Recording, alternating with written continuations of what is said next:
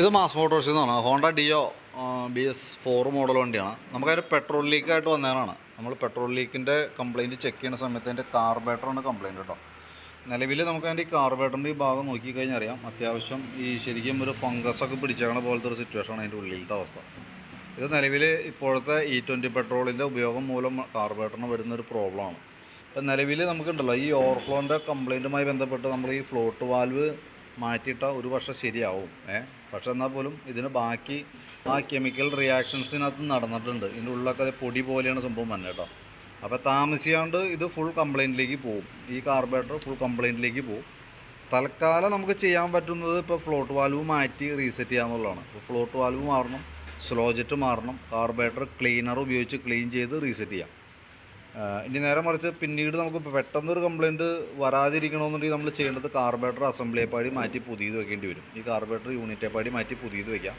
അങ്ങനെ പുതിയ കാർബേറ്റർ വെക്കുന്നുണ്ടെങ്കിൽ ഇവിടെ വരുന്ന ഈ പെട്രോളിൻ്റെ ടാപ്പും ചെറിയ കംപ്ലയിൻറ്റ് കാണിച്ചു കൊടുക്കുന്നുണ്ട്. പെട്രോൾ ടാപ്പ് എന്ന് പറഞ്ഞാൽ അതും ശരിക്കും അലുമിനിയമാണ് അതിൻ്റെ മെറ്റീരിയൽ തന്നെ. അതിനും പ്രോബ്ലം വന്നിട്ടുണ്ട്. പെട്രോൾ ചില സമയങ്ങളിൽ ഇതിനകത്ത് ത്രൂ ഔട്ട് വന്നിട്ടുണ്ട്. അപ്പോൾ കാർബേറ്റർ അസംബ്ലി മാറ്റി പുതിയത് വെക്കേണ്ടെങ്കിൽ മാത്രം നമുക്ക് പെട്രോൾ ടാപ്പ് മാറ്റിയാൽ മതി. അതല്ലാന്നുണ്ടെങ്കിൽ തൽക്കാലം നമുക്ക് കാർബേറ്റർ ക്ലീൻ ചെയ്യാം, സ്ലോ ജെറ്റ് മാറ്റാം, ഫ്ലോട്ട് വാൽവ് മാറ്റാം, ഈ പെട്രോളിൻ്റെ ഈ ഒരു പൈപ്പ് മാറ്റിയിട്ടേക്കാം. ഇത്രയും ചെയ്ത് കഴിഞ്ഞാൽ ഓവർഫ്ലോൻ്റെ കേസ് ഒരു പരിധി വരെ സോൾവ് ആവും. 100% മാറില്ല, 100% മാറുമെന്ന് പ്രതീക്ഷിക്കാൻ വേണ്ട. റിപ്പീറ്റ് കംപ്ലയിൻറ്റ് വരും. പറഞ്ഞിരിക്കേണ്ട കേസ് എന്ന് വെച്ചാൽ ഇപ്പോൾ നമ്മളിപ്പോൾ പുതിയ കാർബേറ്റർ വെച്ചാലും നമ്മുടെ വണ്ടിക്ക് സംഭവിക്കാൻ പോകുന്നത് ഇതൊക്കെ തന്നെയാണ്. പ്രത്യേകിച്ച് ഓട്ടം കുറവുള്ള വണ്ടിയാണെന്നുണ്ടെങ്കിൽ കംപ്ലയിൻറ്റ്സ് പെട്ടെന്ന് വരും.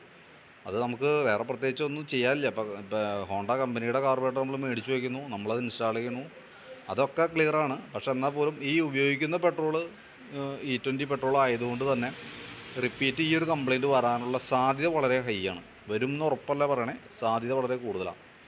കാരണം നമ്മുടെ ഉപയോഗം പോലെ ഇരിക്കും. വണ്ടി ഇപ്പോൾ ഓട്ടം കുറവുള്ള വണ്ടിയാണെങ്കിൽ പെട്ടെന്ന് കംപ്ലയിൻറ്റ് വരും. ഓട്ടം ഇപ്പോൾ അത്യാവശ്യം ഓടണ വണ്ടിയാണെന്നുണ്ടെങ്കിൽ അത്രയും സമയം അതിൻ്റെ ഉള്ളിൽ കിട്ടില്ല. അപ്പോൾ അതുകൊണ്ട് തന്നെ കുറച്ച് ഡ്യൂറേഷൻ കിട്ടും. ഓട്ടം കുറവാണെങ്കിൽ ആ കംപ്ലയിൻറ്റ്സ് പെട്ടെന്നായിട്ട് വരും കേട്ടോ. അപ്പോൾ എങ്ങനെയാണ് വേണ്ടതെന്ന് വെച്ചാൽ നോക്കിയിട്ട് വീഡിയോ കണ്ടുമ്പോൾ ഒന്ന് പറയണം. കാർബേറ്റർ അസംബ്ലി മാറ്റി വെച്ചാൽ മതി. കാർബേറ്റർ അസംബ്ലി മാറ്റി വെച്ചാൽ ഒരു പരിധി വരെ ഒരു 5-6 മാസമൊക്കെ പ്രശ്നങ്ങളില്ലാണ്ട് ഓടാറുണ്ട് സാധാരണ രീതിയിൽ. ചില വണ്ടി 6 മാസത്തിനുള്ളിൽ തന്നെ കംപ്ലയിൻറ്റ് വന്നിട്ടുണ്ട് പുതിയ കാർബേറ്റർ വെച്ചിട്ടും. അപ്പോൾ ചെയ്യാവുന്ന 2 രീതിയിലാണ്. ഒന്ന് കാർബേറ്റർ മാറ്റി പുതിയത് വയ്ക്കുക, അതല്ലെങ്കിൽ തൽക്കാലം ഈ കാർബേറ്ററിനെ ഒന്ന് ക്ലീൻ ചെയ്തിട്ടൊക്കെ ഫ്ലോട്ട് വാൽവും സ്ലോ ജെറ്റൊക്കെ മാറ്റി ക്ലീൻ ചെയ്ത് റീസെറ്റ് ആക്കാം.